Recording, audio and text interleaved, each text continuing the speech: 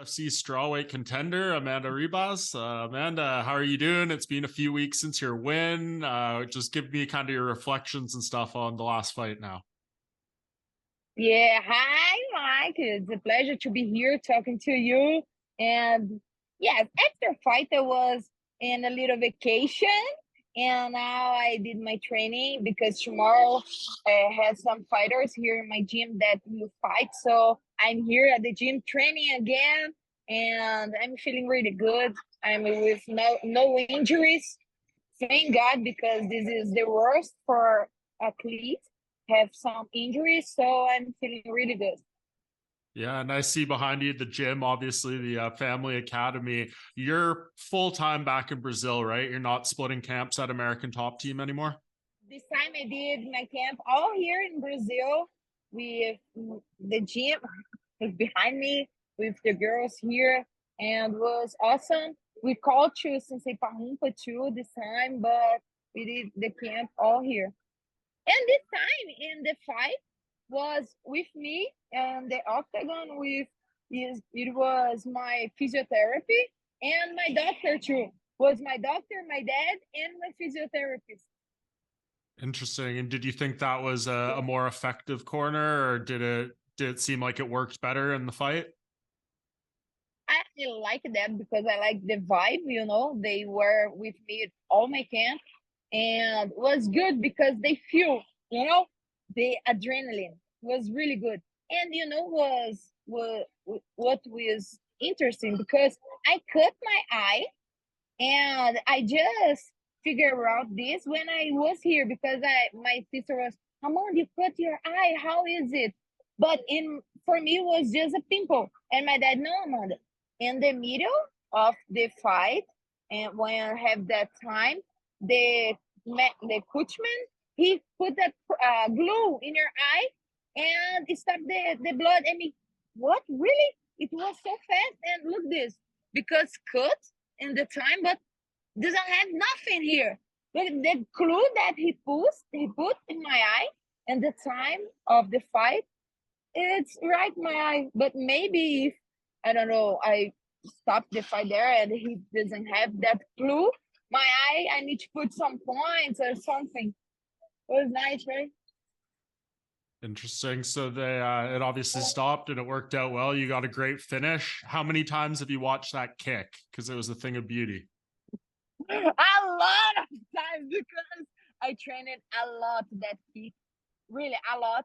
I think I did all training. After training, I did 10 minutes, just the kick, all the training. And I do 3 trainings at the day or 4 at the day. And all training, after training, I do 10 minutes, just the kick, the spinning kick. And when I you know, my time to wake up in the morning, I put a bonus with spinning kick. And when I realized that, I mean, no, thank God I am so blessed that I trained it so hard. And when I write and what with the work that I wake up every day, it's coming true. So I mean, yes, it's working. And yeah, I watch it a lot. Was that one of the more favorite wins of your career so far? You've had some big ones, obviously, Paige Van Zandt, Mackenzie Dern, all those things. But did you enjoy this one the most? Do you feel this was one of your more important wins? Yes, for sure. And I was at the Coliseo in Italy, and I was feeling the vibes, the Warriors vibes, and I did a video like in the Coliseo as a gladiator and doing the spinning kick. I was feeling like a gladiator, So I'm really happy, really happy. Yeah, is that inspiring for you as a fighter to be over there and see all that stuff? Yes, in the beginning, no, because I didn't know the history about the Coliseo.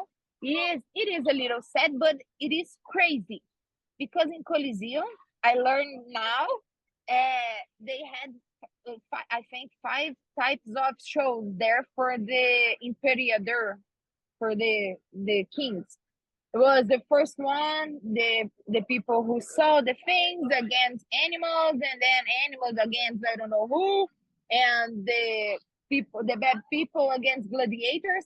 And after that, they put elevator. In that time, in the past, oh, look this is how crazy it is. It's whew, for the gladiators go to the principal fight of the night, the gladiators against gladiators. So for me, I was feeling like, okay, UFC is the new Coliseum. Look this in my mind. And in the Coliseum, there is the entrance of the warriors, and one side go out who win, and other side go out who lose. And me, okay, looks like UFC. So I was feeling it's crazy. Yeah, there's a lot of similarities. And for you, I mean, did this win feel like confirmation that you need to be at strawweight going forward and kind of like commit yourself to that division? Because I know you've always been willing to take the opportunities and whatever makes sense. You want to, you know, make the UFC happy and say yes and things like that. But I think, do you think like selfishly for your career now, you need to focus on the one division and try to make a run and all those things if you want to get, you know, into title contention and be fighting for belts and things? I prefer to fight in strawweight for sure because I feel stronger. But like you said too, if I have some opportunity, good opportunity, I go to flyweight too. But I want to still in strawweight.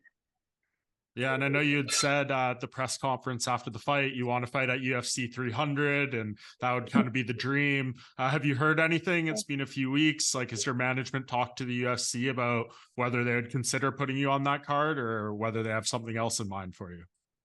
Not yet. They didn't talk about it, but I said to them, if they want to put me in other UFC, okay, I'm here. But I wish I can fight in UFC 300 or UFC in Brazil too. Because when my last fight in Brazil, I did in Brasilia, when it was without audience and was not so good. So I want to fight here in Brazil too, if I don't fight in UFC 300, because I want to feel the vai morrer, vai morrer. Yeah, I've heard, you know, maybe UFC 301 could be in Brazil, but obviously they haven't announced anything yet, so it's still early on. But do you have someone that makes sense? I know you're open to like all the fights, but if you look ahead of you, when you came back down, I think you're 9 now at strawweight.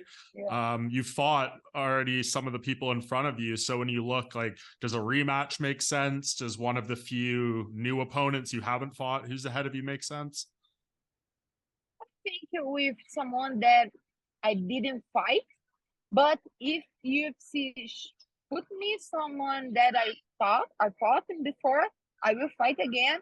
I want someone on the rank, you know, better ranking than me, because I think I show a lot of good fights. My fight, even when I lose a fight, I put my heart inside the cage. You know, I know it is good fights to watch. So I hope UFC can give me some good opponents and better ranking than me. Yeah, if you kind of look at the rankings, I feel like maybe, you know, Jessica Andrade or Amanda Lemos kind of makes sense there. Would you be open to those ones, or do you not want to fight another Brazilian again?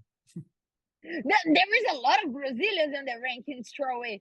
I think the five ranked until the 11 or until 10 is all Brazilians. If I can pick, I want, I don't know, Carla Esparza, because we talked that before, or I don't know, the number one, I forgot the name. Forgot the name now, but I I know I am ambitious now. I'm talking the number 2 and the number 3, but I want someone really good ranking. But if you to give me other one, I'm here. Yeah, it all makes sense. Who do you think is going to get the next title shot? Do you think it's going to go to Tatiana Suarez or Yan Xiaonan? It will be a really good fight, good, interesting fight. I think Tatiana Suarez, because she come back after surgery, after I think 2 years without fight, but she come back really good. She did really good job, and I think she with a good head, you know. I think. Yeah, I think that'd be an interesting fight. And you got the bonus for your last fight. Did you do anything special with that? Yes, because before the fight, I said if I want to fight, I will start my institute here in Brazil, and I will do. And look here, I will walk. Oh, here's my gym. Thank God. UFC help me with this. And here, in front of my gym, there is a space that I will do my project. I will made the build here. And we'll be here, not now because this have a time, but I will do here my project. And I start the papers to start the project here at the gym that I training now, but in the bonus will help me to do this. Now the institute will be here, but later we'll be there. I will construct my build there for the institute. Interesting. So do you own that lot already? You own the land? What? Do you own that piece of land already? Piece of land. Like the where you're gonna build it. Like, do you own that area already where you're gonna build it? Yes. I own that. Yeah. Nice. So what And what kind of have a good view there. Yeah, it's a beautiful view. What is that going to be, like an MMA gym similar to this, or is it going to be something different? Something institute for like the children doesn't have nothing to do, you know, because I think when the children that doesn't have nothing to do, they put this energy to do bad things. So this new gym will have MMA fights, jiu-jitsu, some games they to learn, some English classes, Portuguese classes in the afternoon for a day when they doesn't have nothing. So they don't pass the time in the streets. After I have the project all here in my life. After the school, they come here and do something and put this energy here, not in the street. That's amazing. How long do you think it's going to take to complete all of this? First of all, I will start here in my gym. I already have the time. I just am taking care of the papers because this is the worst part for me. Sign things and read some rules, and we'll start here at the gym. And after I will conquer there. I think maybe 1 year there and here next year. That's amazing. So, like, for people who don't know, why is this so important to you? Because, you know, maybe people haven't been to your area in Brazil, they don't know what it's like. Like, why is it important to you to give the children of this area something to do and, you know, something to keep them off the streets? So it's like this.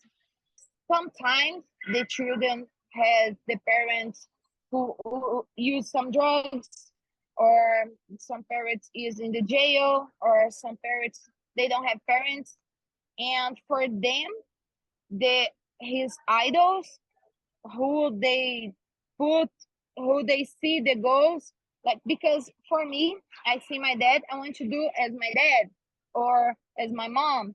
They don't have this, so who they put the idol in his mind. When I grow up, I want to be like this guy, the bad guy on the streets who sold drugs, who sold something bad. And I want to put this institute here, this gym here, because they can look at me and say, I want to be as Amanda Ribas, because he is from here, Virginia. He trained here in my neighborhood, and she conquered the world. And she buy a gym, she buy a house, she buy everything with a good thing, a good vibe. And even the children doesn't be athletes. If these children come here and study or do something to get focused, to get discipline, it will be a good person in the future, you know? So this I put my goal to do good persons here for my city, because it's so bad when you see a children selling drugs and using drugs as a children, because they don't have vision of the future. They don't have discipline in house. They don't have this. So they don't know what is it is something stranger for him. So I want to show to them they can do it, the good things too. Were you exposed to a lot of those things when you were growing up, or did your parents do a good job keeping you away from that, or were there some difficult times for you as well? No, my dad, thank God, I have really good parents, but I saw a lot of friends of mine going to the jail or escaping this focus because some bad friends take them off the gym or take them off the school. So I saw a lot of persons doing this, so I know I can do it better, you know. Yeah, and is that just kind of the person that you are? You have like that empathy, you see things and it makes you want to do something, because this sounds like, you know, this is a something that has a bigger impact on a lot of lives. Like you can use your career, you can win a UFC title, all that stuff is kind of just a moment, right, in time. Do you feel like what you're trying to do here has a bigger impact on the community and for years to come? Yes, for sure, for sure. I know I can do this, and I know now I don't have this, but I know just with the gym here in the same place that I start training change a lot, because I know a lot of children's and persons, not just children's, adults too, who look at me, who look at gym, they send message, they come here and say, Amanda, because of you, I start to do this, that I was not supposed to do because I didn't believe in me. Player soccer, volleyball, or teachers, they tell this to me, and I am really happy for this. That's great. Well, I really appreciate, you know, you opening up about that a little bit. And before I let you go, can you just tell me about your partnership with Stake? They obviously help facilitate this interview a little bit. What has their support meant for you right now in your career? Nice, it's amazing. I am with the teacher. It's amazing, because it's funny, because I'm not the type of person who watch a lot other sports. I watch, but not too much. And after Stake is with me, I am watch a lot of one basketball, soccer. I am into it, you know. So Stake helped me a lot, and I know the Stake will help me with this too, with the gym too, and it's a really good for my team. That's great. Well, I really appreciate the time, Amanda, and thanks for Yeah. talking about this. I can't wait to see how the journey of your career continues to go, but also this project as well, because you're clearly trying to touch a lot of people here. So that's fantastic. Yeah, we see the pup in the background there. Really appreciate it, and I hope you get a big fight soon. Thank you, thank you. I really appreciate that.